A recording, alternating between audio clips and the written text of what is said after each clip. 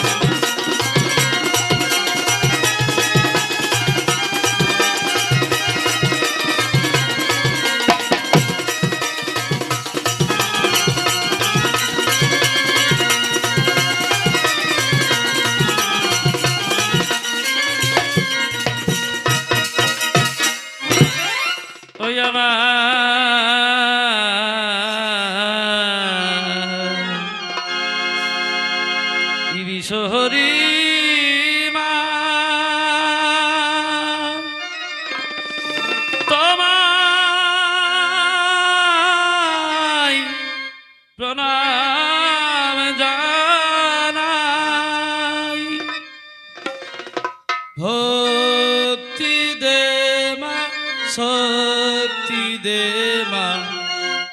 मागी तो बोठा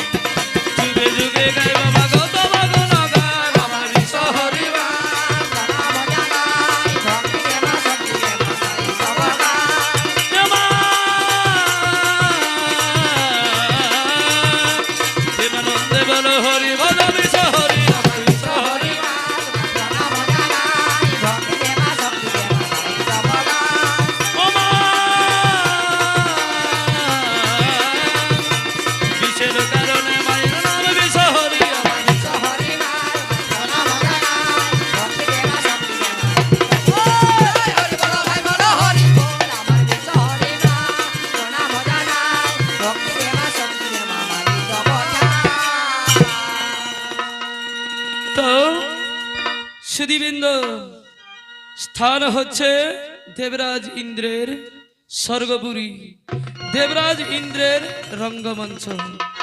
দেবরাজ ইন্দ্র আমন্ত্রণ করেছেন সমস্ত দেবতাদের, সেই সভায় আমন্ত্রণ করেছেন সমস্ত দেবতাদের। কি জন্য? সেই রঙ্গমঞ্চে নৃত্য করবেন রম্ভা এবং উর্বশী, তাই আমন্ত্রণ করেছেন ব্রহ্মা বিষ্ণু মহেশ্বর। দেবরাজ ইন্দ্র আরো আমন্ত্রণ করেছেন ব্রহ্মা, প্রজাপতি, কুবের, অগ্নি, যমরাজ, সমস্ত দেবতারা আছেন। কিন্তু দেবাদিদেব মহাদেব কৈলাসপতি তখন এসে পৌঁছাননি। তাই এদিকে কি হয়েছে? আজ সেই স্বর্গপুরীতে রঙ্গমঞ্চে আজ বাজনা বাজছে। কিসের বাজনা? নিত্য গীতের বাজনা। তাই কি বলছে? এ বাজনা বাজে, এ বাজে গো দেব সুর অপুরে, উর্বশী নৃত্য করবে রম্ভার হাত ধরে।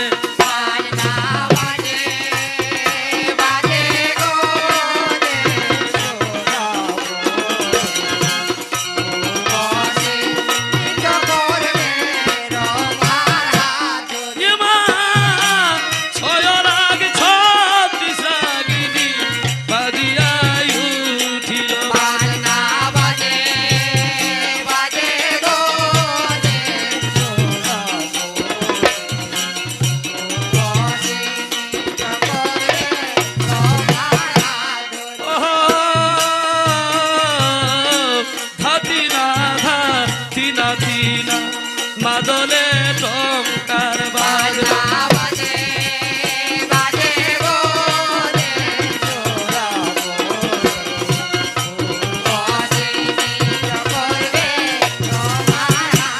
এমন সময় দেবাদিদেব মহাদেব কৈলাসপতি এসে পৌঁছেছে স্বর্গপুরীতে।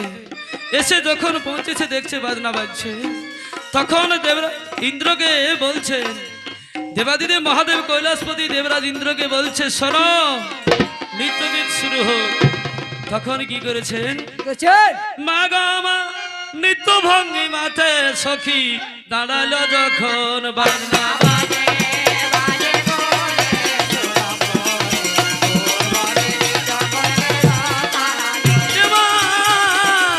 ঘন ঘন কর তালি মানে মহাদেব বাজনা বাজে।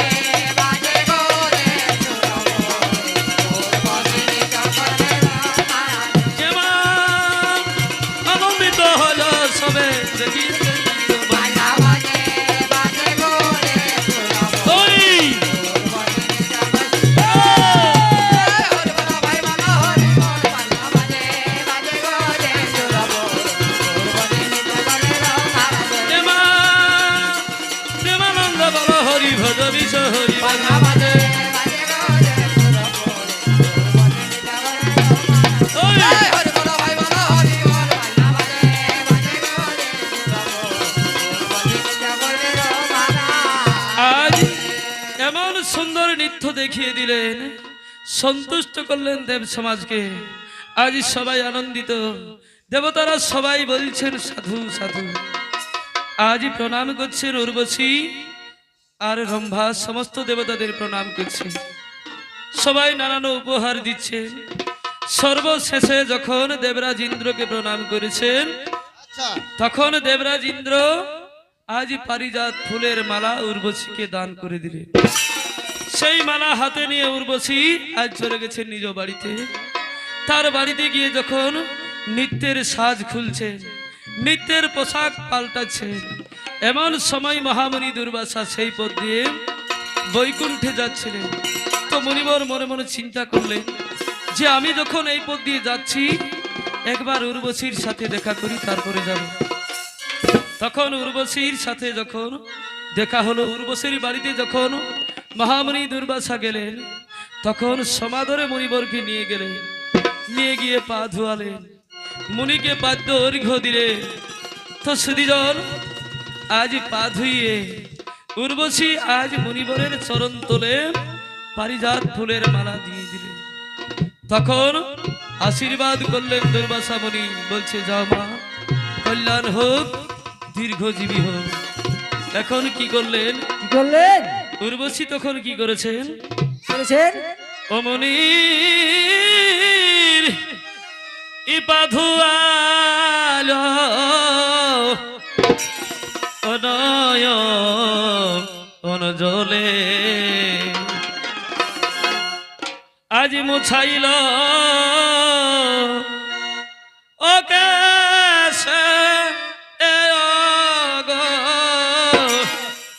মনের মনের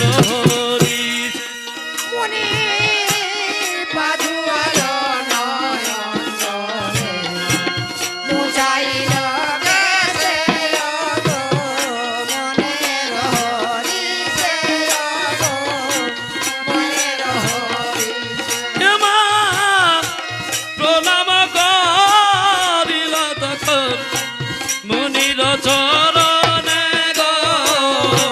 পাধুয়াল নয়ন জলে মুছাইল গেছে ওগো মনের হরিষে ওগো মনের হরিষে। মা প্রেমানন্দে বল হরি ভজ বৃন্দাবন গো। পাধুয়াল নয়ন জলে মুছাইল গেছে ওগো মনের হরিষে ওগো মনের। আজ মুনিবরের চরণ ধোয়ালেন উর্বশী। তখন মুনিবর বলছে শোনো উর্বশী, আমি বৈকুণ্ঠে যাচ্ছি, তাই যাওয়ার সময় মনে হলো আমি তোমার সাথে একবার দেখা করে যাই। তখন বলছে হে প্রভু ঠিক আছে তাহলে আসুন। এরপর বিদায় নিয়ে যখন যাচ্ছেন বৈকুণ্ঠে যেতে যেতে কি হয়েছেন? কি হয়েছে? দেবরাজ ইন্দ্রের স্বর্গপুরীতে যখন পৌঁছেছে তখন দেবরাজ ইন্দ্র কি করছিলেন? কি করছিলেন? ওই আজ নগর ভ্রমণে ছিল দেবের প্রধান, হেন কালে দুর্বাসা দিল দর্শন। ওই নগর ভবন ছিল দেবের বচন, কালে দুর্বাসা দিল দর্শন। ওই নবত হতে ইন্দ্র নামিল ভূতলে। হরে হেরে বলে দুর্বাসা দিল দর্শন। মা প্রণাম করিল ইন্দ্র মুনির চরণে।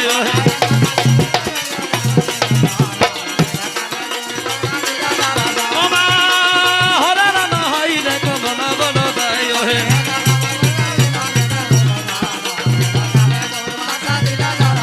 মা প্রেমানন্দ বল হরি ভজ বিষ হরি হে। ওই